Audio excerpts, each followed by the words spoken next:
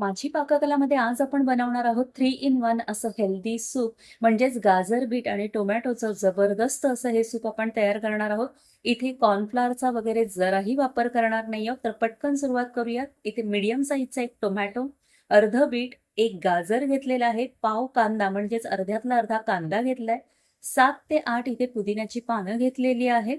आता हे सगळं चॉप करून घ्यायचं, कारण आपल्याला मिक्सरला फिरवून घ्यायचं आहे. तर मी सगळं चॉप करून घेतलेलं आहे आणि मिक्सरच्या भांड्यात काढून घेते.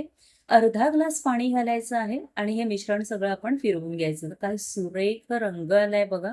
हे सगळं छान असं मिक्स करून घेतलेलं आहे. यामध्ये आपण जराही कॉर्नफ्लॉवर वगैरे घालणार नाही आहोत किंवा हे गाळूनही घेणार नाही आहोत आपण. तर इथे फाईन अगदी पेस्ट आपल्याला तयार करायची आहे. आतमध्ये जराही त्याचे काही तुकडे वगैरे राहता कामा नये. आता एक पातेलं घ्यायचं. मी इथे सॉसपॅन घेतलेलं आहे. त्यामध्ये 1 चमचा तूप घ्यायचं आहे. तुपाने खूप छान चव आपल्या या सूपला येते. तूप तापलं की यामध्ये जे आपलं तयार मिश्रण आहे ते सगळं मिश्रण इथे घालून घ्यायचं आहे. इथे आपण गाळून वगैरे घेणार नाही आहोत. गाळून घेतल्याने काय होतं, त्यातली सगळी पोषक तत्व निघून जातात. तर त्यामुळे इथे गाळून वगैरे न घेता जसंच्या तसं आपण मिश्रण यामध्ये घालणार आहोत. मिक्सरच्याच भांड्यात 1 ग्लास इतकं पाणी मी घेतलेलं आहे. फार पाणी घालू नका, नाहीतर पातळ इथे पचपचीत तयार होईल सूप आपलं.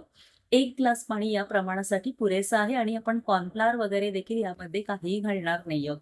छान अशी उकळी आणायची. आता यामध्ये पाव चमचा लाल तिखट, पाव चमचा आलं लसूण पेस्ट, चिमूटभर हिंग घालते इथे मी आणि अगदी चिमूटभर काळी मिरी पूड घालते. काळी मिरी पूड फार घालू नका, नाहीतर घशाला ते जळजळत राहील.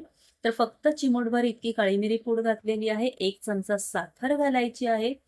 चवीला इतकं छान हे सूप आपलं तयार होतं ना, सगळ्या चवी यामध्ये उतरतात. आंबट, गोड, तिखट अशा चवी इथे उतरतात आणि खूप अगदी हेल्दी आणि झटपट असं हे सूप आपलं इथे तयार होतं. आता चवीनुसार मीठ घातलेलं आहे आणि छान खळखळून आता याला उकळी आणायची आहे आपल्याला.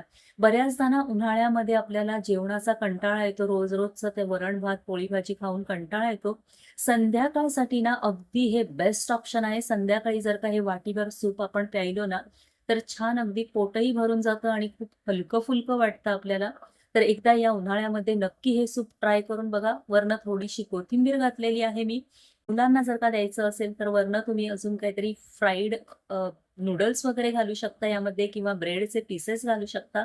आता आपलं हे तयार सूप आहे ते एका बोलमध्ये सर्व्ह करून दाखवते आणि खूपच अफलातून असं हे सूप तयार झाले. मोठी माणसंच काय, लहान मुलं देखील खूप आवडीने पितात हे सूप.